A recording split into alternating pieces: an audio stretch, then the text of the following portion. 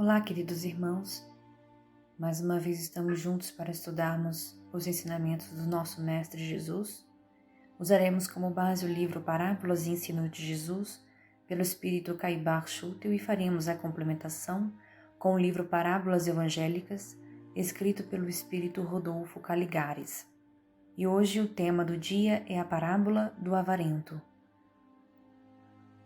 As terras de um homem rico produziram muito fruto. E ele discorria consigo: que hei de fazer, pois não tenho onde recolher os meus frutos? E disse: farei isto, derribarei os meus celeiros e os construirei maiores, e aí guardarei toda a colheita e os meus bens, e direi à minha alma: minha alma, tens muitos bens em depósito para largos anos. Descansa, come e bebe, e regala-te. Mas Deus disse-lhe: insensato, esta noite te exigirão a tua alma, e as coisas que ajuntaste, para que serão? Assim é aquele que entesoura para si e não é rico para com Deus. Lucas capítulo 12, versículos 16 ao 21. Quanto mais se avizinha o tempo do cumprimento da missão do Divino Messias, mais ele intensificava o seu trabalho de difusão da doutrina de que havia sido encarregado pelo Supremo Senhor de trazer à terra. Os escribas e fariseus já faziam planos sinistros para acabar com a vida do Filho do Homem, quando o Mestre excelente iniciou a exposição das imaginosas parábolas que constituem um dos mais eloquentes capítulos do Novo Testamento. A parábola do avarento é uma síntese maravilhosa do trágico fim de todos aqueles que não veem a felicidade senão no dinheiro e se constituem em seus escravos incondicionais. Para essa gente, havendo dinheiro há tudo. Periclite a família, cambaleia a sociedade, arrasta-se o mendigo pelas vias públicas envergonhado e descomposto, chore e soluce o aflito, grite de dores o enfermo miserável, ou o inválido sem pão e sem lar. Nada comove esses corações de pedra, nada lhes demove, nada consegue mudar-lhes ou desviar-lhes as vistas dos seus frutos, dos seus celeiros, de seu ouro. São homens desumanos, sem alma, pelo menos ignoram a existência em si mesmos desse princípio imortal que deve constituir para todos o principal objeto de cuidados e de carinho. A avareza é a véspera da mendicidade, ou seja, o fator da miséria. Quantos miseráveis perambulam pelas praças, implorando o óbolo, e que mesmo nesta existência foram ricos, sustentaram grandezas, vastos celeiros transbordantes. Quantos párias se arrastam pelas ruas a bater de porta em porta, implorando uma esmola pelo amor de Deus. Qual a origem dessa situação penosa que atravessam? Qual a causa desses sofrimentos? A avareza. Ricos de dinheiro eram pobres para com Deus, porque embora não lhes faltasse tempo, nunca se dedicaram a Deus, nunca procuraram a sua lei, nunca pesquisaram o próprio íntimo em busca de algo que existe, que sente, que quer e que não quer, que ama e que odeia, que vê o passado, que ao menos teme o futuro. Nunca buscaram saber se essa centelha de inteligência que lhe dá tanto amor ao ouro, tanta ganância pelos lucros terrenos, poderá, quiçá, sobreviver a esse corpo que, de uma hora para outra, cairá exânime, para ser entregue ao banquete dos vermes. O que valem riquezas efêmeras, sombras de felicidade que se esvaem, fumo de grandezas que desaparecem à primeira vista de uma enfermidade mortal? O que valem celeiros repletos em presença de ladrão da morte, que chega em movimento inesperado? E até quando nos julgamos em plena mocidade e com ótima saúde? Míseros avarentos dos bens que Deus vos confiou, pensais porventura que não tereis de prestar ao Senhor severas contas desse depósito? Pensais que eles hão de permanecer convosco e servirão para multiplicar cada vez mais a vossa fortuna?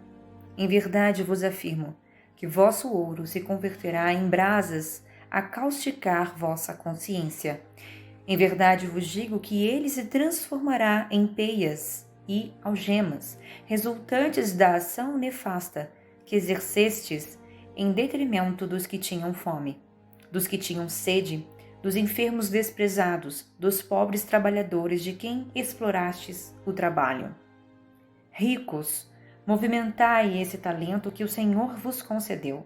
Granjeai, amigos, com esse tesouro de iniquidade, para que eles vos auxiliem a entrar nos tabernáculos eternos. Fazei o bem, socorrei o pobre, amparai o órfão, auxiliai a viúva necessitada, curai o enfermo, como se ele fosse vosso irmão ou vosso filho.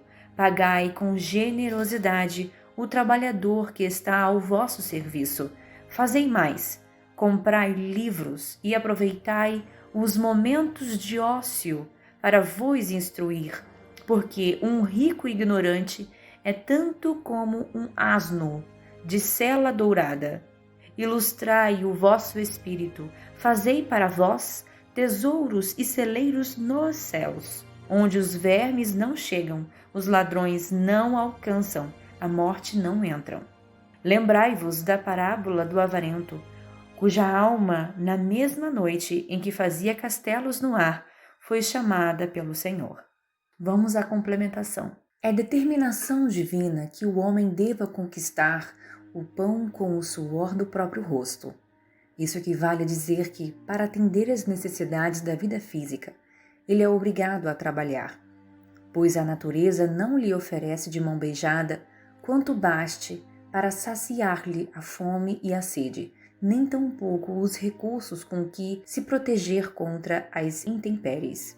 Através dessa luta pela existência, que é uma bênção, e não maldição, como alguns erroneamente supõem, o homem vai se desenvolvendo em todos os sentidos.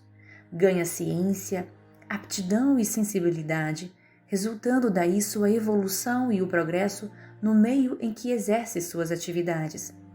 Infelizmente, porém, muitos se preocupam em demasia com esse problema, em detrimento das questões de ordem espiritual, deixando-se levar pela ambição, pelo desejo insaciável de acumular bens de fortuna, o que não raro se transforma em verdadeira obsessão. A avareza, a sórdida e feroz avareza, passa a comandar-lhes as ações, sufocando todo e qualquer sentimento nobre e altruísta que se contraponha à ideia fixa de aumentar continuamente esses tesouros.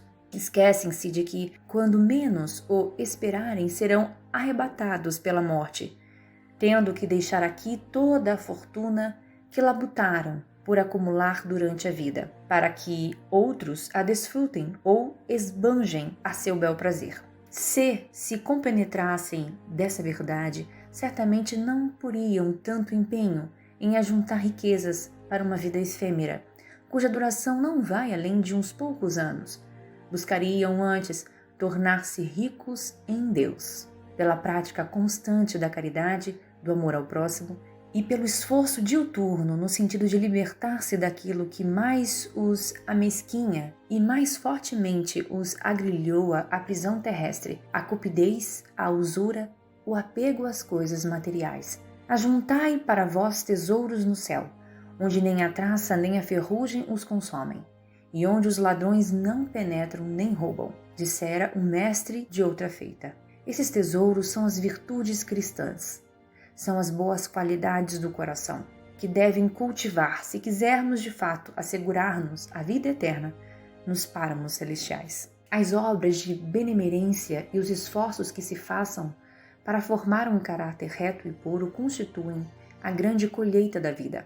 Todo ato nosso em benefício de outrem, assim como todo cuidado em vencer nossas imperfeições, suscita um impulso para cima, equivalente a um depósito de tesouro no céu.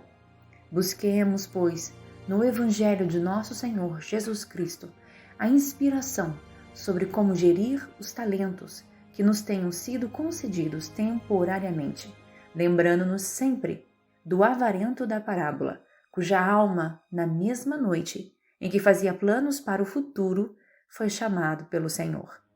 E assim terminamos o nosso estudo de hoje. Que o nosso Senhor Jesus esteja conosco. Um grande abraço.